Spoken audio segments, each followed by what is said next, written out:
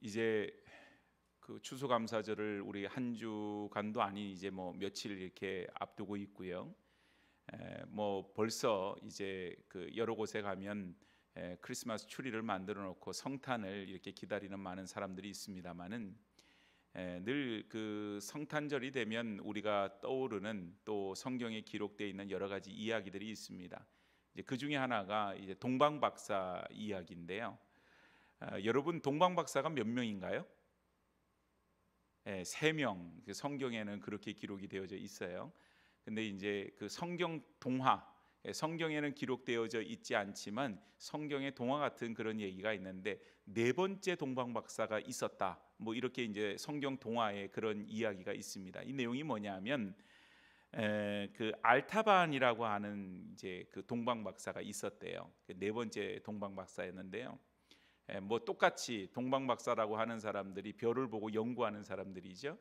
그래서 이제 이 사람들이 똑같이 별을 보고 연구를 하다가 메시아가 온다라고 하는 것을 유대 땅에 그러고 알게 됐다고 하는 것입니다.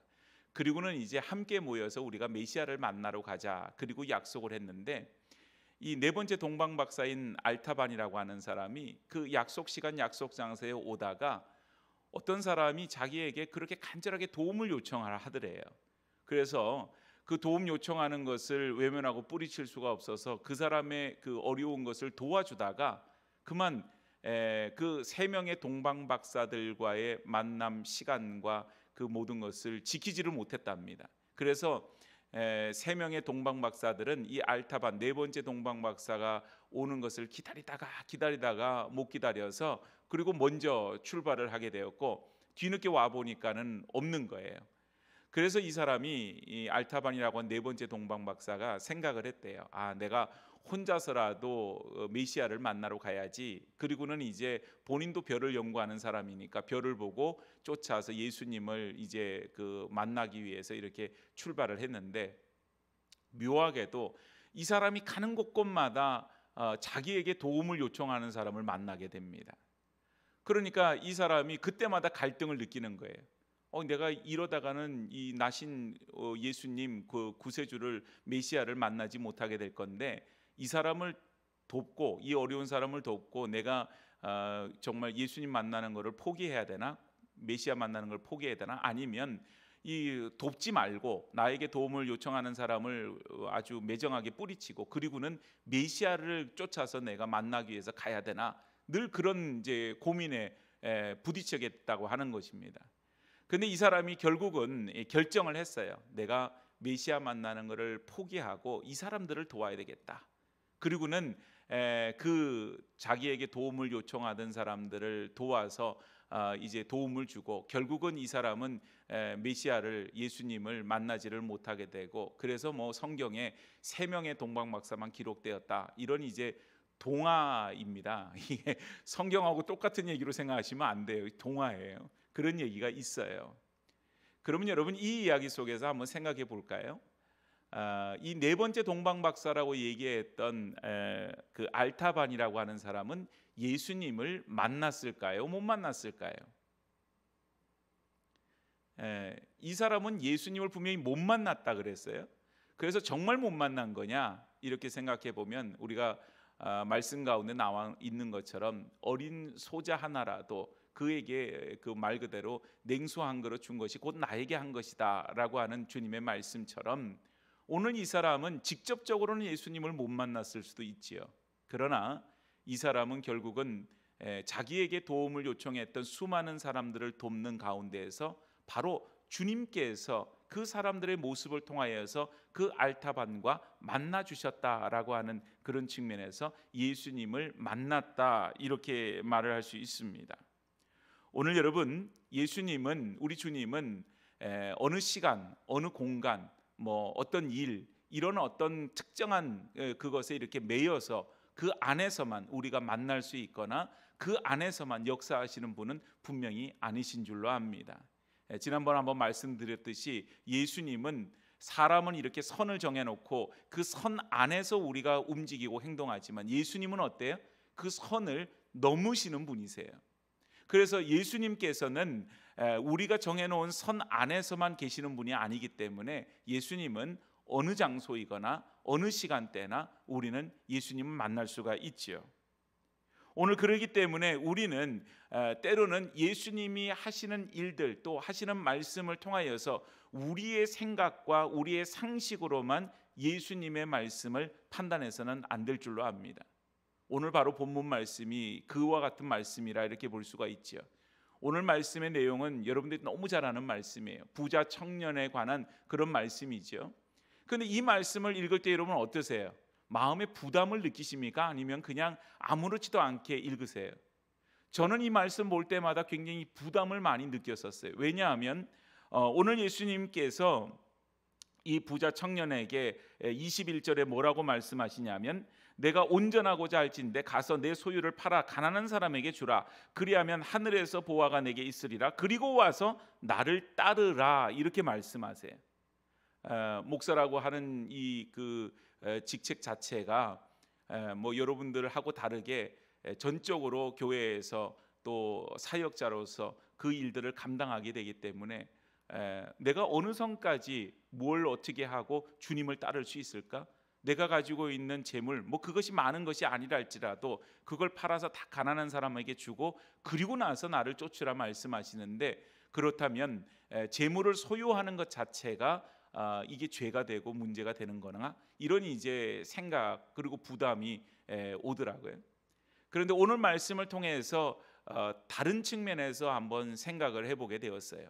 오늘 여러분, 예수님께서 이 부자 청년에게 내 소유를 팔아 가난한 자들에게 주라, 그리고 나서 나를 따르라 이렇게 말씀을 하시는데, 이 말씀은요 이 부자 청년에게만 이런 말씀을 유독 하세요. 다른 데서는 발견하기가 어려워요. 이 부자 청년에게 내가 가지고 있는 소유를 팔아서 가난한 사람들에게 주라, 그리고 와서 나를 쫓으라 이렇게 말씀하세요. 그리고 나서 나오는 얘기가 뭐냐 하면 부자가 천국 들어가기 어렵다. 그러면서 24절에 뭐라 그래요? 낙타가 바늘기로 들어가는 것이 부자가 하나님의 나라에 들어가는 것보다 쉬우니라.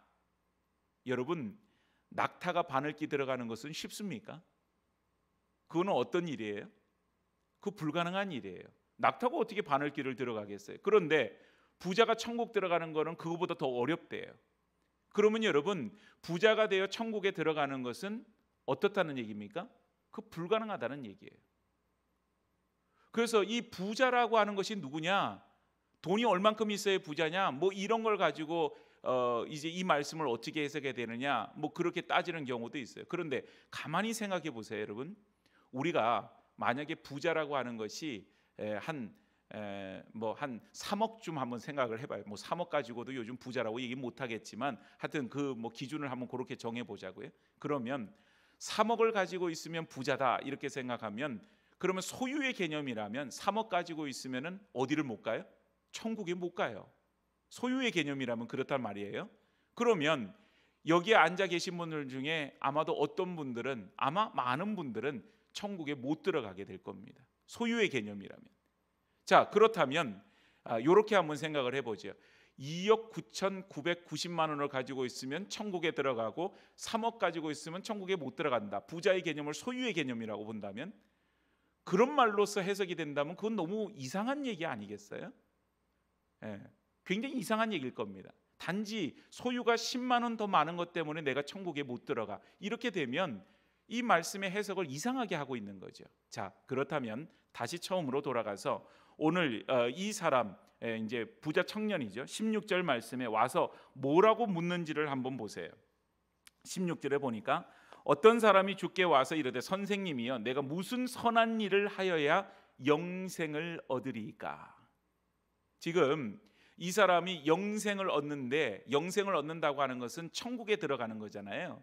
그런데 천국에 들어가는 그 영생을 얻는데 이 사람의 질문은 뭐냐면 내가 무슨 일을 해야만 거기에 들어갑니까? 이렇게 묻고 있는 것을 보게 되어집니다. 오늘 여러분, 이 질문에 뭔가 이상한 것을 못 느끼세요? 오늘 분명히 우리에게 있어서 하나님의 나라, 우리가 영생을 얻기 위해서 들어가는 그 모든 일들은 내가 무엇을 해야만 들어가는 그런 나라가 아니라고 하는 사실이에요. 첫 번째는. 그래서 오늘 이 질문 자체가 먼저 잘못되었다라고 하는 것을 생각해 볼 수가 있고요. 두 번째는 뭔가? 이 청년에게 있어서 이 영생이라고 하는 것은 사람의 노력이나 사람의 어떤 의지나 뭐 어떤 행위나 이런 것들을 통하여서 얻을 수 있는 그런 것으로 영생을 생각하고 있더라. 하나님 나라 들어가는 것이 내가 얼마만큼의 선한 일이나 얼마만큼의 어떤 노력이나 그런 의지나 이런 것들을 통해서 거기 들어갈 수 있다. 자, 이렇게 생각을 해보죠. 우리가 신앙생활하는 목적이 뭔가 한번 생각해 보세요. 여러분은 신앙생활을 우리가 예수 믿고 하나님 믿는 것을 무엇 때문에 하십니까? 목적도 없이 이유도 없이 묻지도 않고 따지도 않고 그냥 하세요? 분명히 그건 아니실 거예요. 그죠? 이유가 분명히 있으실 거예요. 누군가 여러분에게 와서 당신은 왜 예수를 믿습니까? 당신은 하나님을 왜 믿습니까? 라고 물어본다면 뭐라고 답하시겠어요? 나 천국 들어가려고, 그렇게 말씀하시는 분이 꽤나 있으실 거예요. 그래요, 여러분. 이건 틀린 말이 아니에요. 우리가 예수를 믿게 되면 영생을 얻고 천국에 들어가는 천국 백성이 되어집니다. 분명한 사실입니다. 그러나 여러분, 어떻게 보면 이것은 온전한 대답이라고 보기도 또 어려워요. 왜 그런가 하면 우리가 영생을 얻고 천국에 들어가는 것은 그거는 예수를 믿는 가운데 이루어지는 그런 하나의 결과물이지 그것이 우리의 목적은 아니라고 하는 사실이에요. 이사야 43장 21절에 보면 하나님 말씀 가운데 이런 말씀이 있습니다. 이 백성은 내가 나를 위하여 지었나니 나를 찬송하게 하려 함이니라. 뭘 하게 하기 위해서 지었다고요? 찬송하게 하기 위해서. 이 말이 무슨 말인가 하면 소유리 문답이 얘기하는 대로 사람이 제일 되는 목적이 뭐냐 그랬을 때 그 대답이 뭡니까? 하나님을 영화롭게 하고 영원토록 그를 즐거워하는 것입니다. 하나님을 영화롭게 하고 하나님께 영광을 돌리고 하나님께 찬송을 올려드리고 그것이 하나님께서 우리를 지으신 목적이라고 하는 거예요. 그러면 신앙생활이라고 하는 것이 우리가 영생이라고 하는 천국에 들어가는 천국 백성이 되고자 하는 그런 목표 지점이 있습니다. 그러나 그런 목표 지점을 가지고 있다고 한다면 우리가 예수를 믿었다라고 하는 그 모든 것으로 우리 이 땅에서의 삶은 아무렇게나 그냥 우리가 그냥 예수 믿었다, 우리는 다 목표를 이루었으니 괜찮다, 그러고는 살아도 되는가? 그 얘기를 하는 것은 분명히 아닌 줄로 압니다.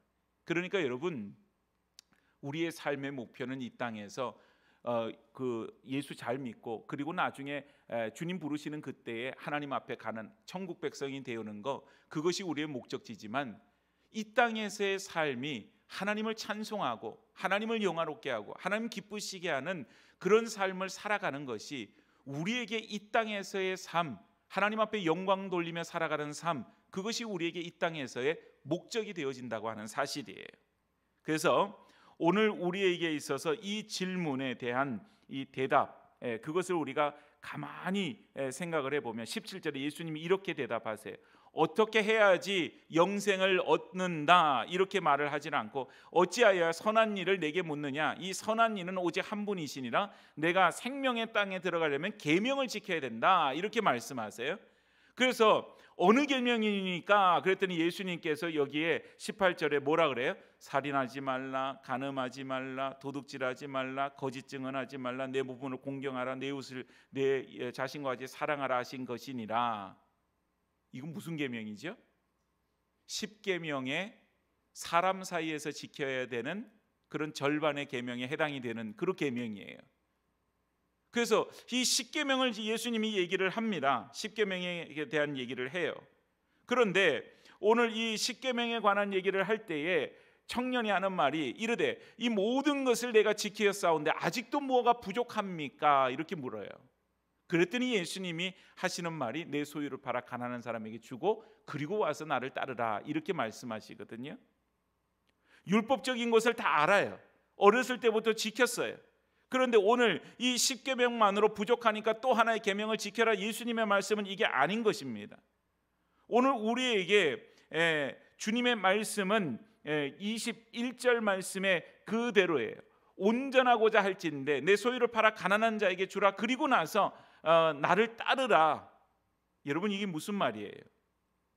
특별한 행위를 더하라는 말입니까? 이게 11번째 계명인가요? 아니에요. 오늘 예수님의 말씀의 핵심은 이 계명이 가리키는 바가 뭔가 그걸 생각해 봐야 됩니다.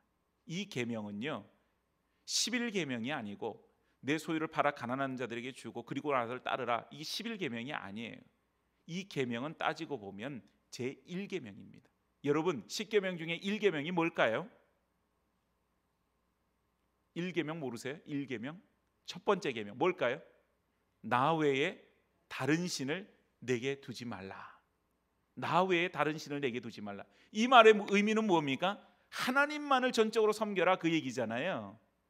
그러니까 이 부자 청년에게만 왜 자기의 소유를 팔아서 가난한 사람에 주고 그리고 나서 나를 쫓으라 그렇게 말을 하고 있느냐? 오늘 여러분 22절 말씀을 보면 이 청년이 뭐라고 얘기합니까? 그 청년이 재물이 많음으로 이 말씀을 듣고 근심하며 가니라. 오늘 이 청년은 하나님이 첫 번째가 될 수 없었어요. 나 외에 다른 신을 내게 두지 말라 하신 이 계명을 지킬 수가 없었던 겁니다. 왜냐하면 재물이 그에게는 바로 하나님보다 더 우선되는 것이었기 때문에 그래요. 자, 여러분 보세요. 창세기에 보면 아브라함에게 지금 일대 위기가 닥칩니다. 그건 뭐냐 하면 아브라함에게 하나님께서 뭐라고 말씀하세요? 내 독자 이삭을 내게 제물로 바치라라고 하는 그 명령입니다. 성경에 보니까 다른 어떤 누구에게도 이런 요구를 하신 적이 없어요. 누구에게만? 아브라함에게만 하고 계십니다. 오늘 여러분 이 본문에서 이 부자 청년에게 하신 그 말씀과 똑같이 이 아브라함에게만 유독 이런 말씀을 하세요. 그래서 이런 말씀을 들을 때마다 깜짝깜짝 놀래고 우리에게 이런 요구를 하신다면 내가 과연 하나님을 섬기고 쫓을 수 있을까? 그런 가운데 우리는 되게 낙심할 때가 있어요. 마음이 부담이 되죠. 그런데 여러분 똑같은 거예요. 오늘 예수님이 이 질문이나 아브라함에게 하신 하나님의 그 말씀 명령이나 똑같은 의미입니다. 아브라함에게 있어서 가장 소중한 것이 뭘까 생각해 보면 바로 100세에 얻은 아들 이삭 아니겠어요? 그걸 나에게 바쳐라. 하나님이 그 아들을 제물로 바치는 걸 정말 원해서 그러신가? 아니에요. 나 외에 다른 신을 내게 있게 하지 말지니라. 그 말씀을 네가 지키는가를 보겠다는 거죠. 오늘 예수님께서 이 말씀하실 때도 이 청년에게 똑같아요. 나 외에 다른 신을 내게 있게 하지 말지니라. 이 말을, 이 계명을 내가 지키는지 내가 볼 거라는 거죠. 시험하시는 거죠. 오늘 우리에게도 이런 것들이 있습니다.